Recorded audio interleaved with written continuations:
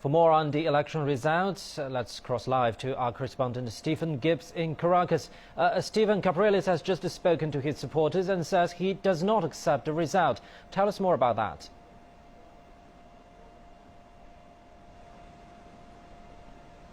That's right.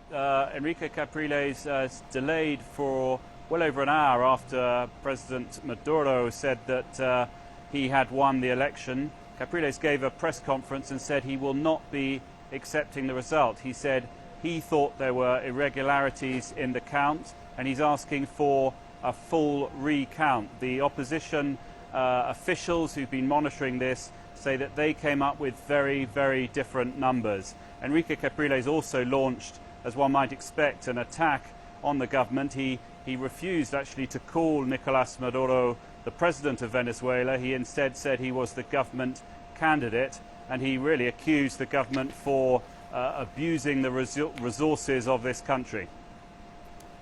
Well, Stephen, we know that Maduro won this election with a quite narrow victory. What does the result mean for the country's politics in the near future?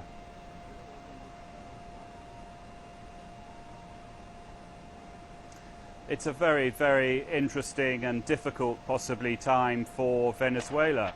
I think to look at one side of this, the position of Nicolás Maduro. He was anointed as the leader by President Chavez in one of President Chavez's last acts before he underwent surgery which he never recovered from.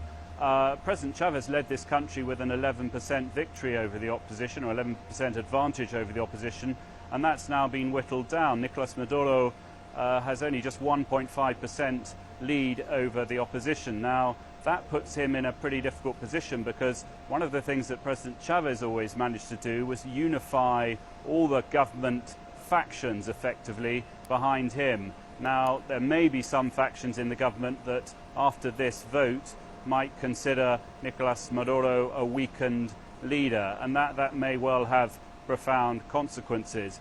And the other thing is that this just highlights how polarized Venezuela is. Polarized is a word often used to describe this country, and there you see it in numbers, pretty much 50-50, one side wanting to continue the sort of self-styled socialist revolution of President Chavez, and the other side wanting to go down a very different route, and that may well be problematic in the future.